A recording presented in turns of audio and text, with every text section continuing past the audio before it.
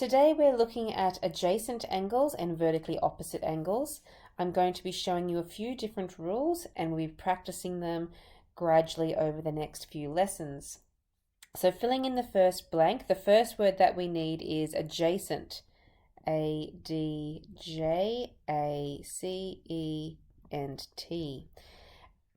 Adjacent angles are angles that are side by side and they share a vertex and an arm.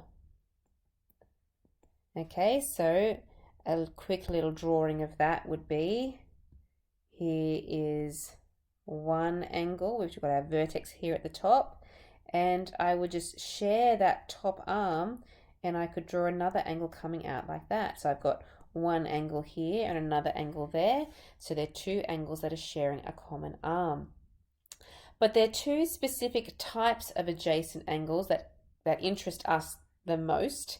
And the first type is the one that we call complementary adjacent angles. So complementary. Complementary angles are special because they are angles that add to give 90 degrees. So there's a drawing here. You can see the common arm and the common vertex down here. But those two angles, A plus B, add to give 90 degrees. Okay, the second special type of adjacent angles that we want to learn about are called supplementary angles. S-U-P-P-L-E-M-E-N-T-A-R-Y. So supplementary adjacent angles add to give 180 degrees. So they form a straight line here, which means that A plus B equals 180 degrees. Or here's another type, angles in a revolution. So two angles or more angles that go all the way around a point or all the way around a whole revolution will always add to give 360 degrees. So in this diagram, there's only two angles. It's A plus B is equal to 360 degrees. Okay, so those are all types of adjacent angles. Then we have another type here that we're going to look at, which are called vertically opposite angles. So vertically opposite angles are formed when two lines intersect or cross over. The opposite angles are equal. They are always equal. So this little angle over here, straight across from it, that angle there would be exactly the same because they are vertically opposite. And this bigger angle, I might put an arc in there, it would be the same as that one there. So there's always two sets of vertically opposite angles for any intersecting lines like those ones that you see there. All right, so what we want to do is use those properties to help us find some unknown angles. Now the key thing is here, without using a protractor. So I don't want to see anyone measuring any of these angles. We want to use the properties that we've just learnt about to find what the letters in here are equal to. Now we do have a set way of doing our working out that we would like you to always follow. The first thing is that you want to write down what the equation that you can use or the property that you can use for that diagram. So for example, in this first one, A, we have two angles in here that are making a right angle. So that means that A plus the angle 35 is making a right angle which is equal to 90 degrees.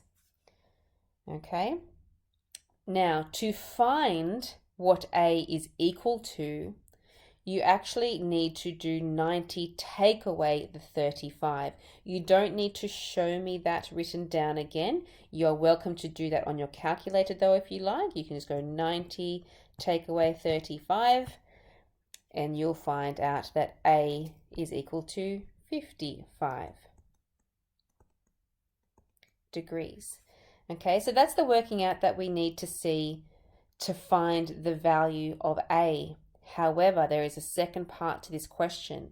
You will always be asked to give a reason for that answer as well. So in geometry, it's very big on not just finding the answer, but explaining why. So you will always need to write a reason in brackets after your first line of working out. And we like this written to the right. If you have room in the question, it should always be written to the right of your solution. So the reason for this one, what we have used is that right angles, so right angles, now we can shorten that to be right, the word right with a little angles symbol, is equal to 90 degrees. So there's always two parts to every reason that you give. The first part is the name of the property that you're using. So we're using a right angle over here. And the second part is what that means. And a right angle means that it's equal to 90 degrees.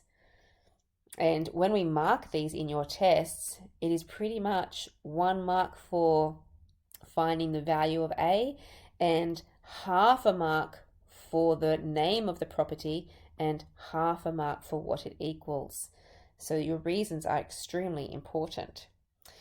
So that's it for part A. Let's move on to part B. This time we have two angles that are making a straight line, which means that those two angles have to equal 180 degrees.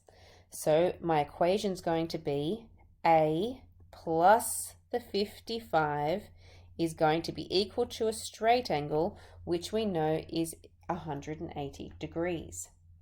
Okay, once you have got that equation written down, we use our calculator to find the value of A. And you just start with the 180 and you subtract off the 55. Okay, so that's A equals 125 degrees. Now, the reason for this one, the two parts, the name of that angle is a straight angle. So that's the first part, straight, and our short way of writing that is straight angle equals 180 degrees. Okay, part C. We have got A is what we're trying to find. We have got 120 degrees, and we've got this little right angle symbol in here, which means that that one in there is 90 degrees.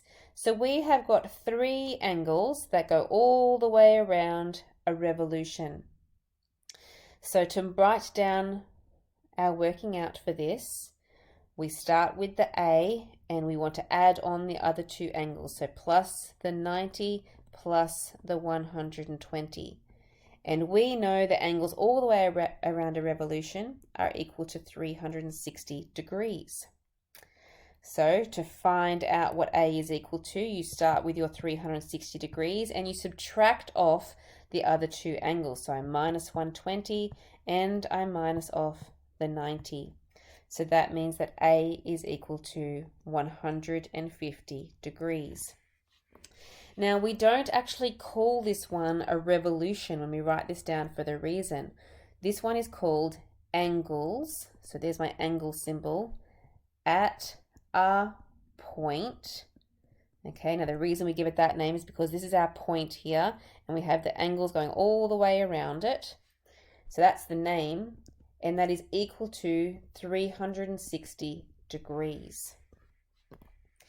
Okay, so that's a few examples on what you're going to need to do. It's time for you to have a try. What you're going to do is you're going to go to your work booklet, and on page 11, we're going to start with the complementary angles. And you've got this whole page and this whole page just of complementary angles. So I want you to practice doing the working out just as I have shown you. Make sure that you write the reason. These ones are a bit squished together, so sometimes you might need to write the reason underneath instead of to the right where we would prefer it to be. So For question 1, I'll get you started.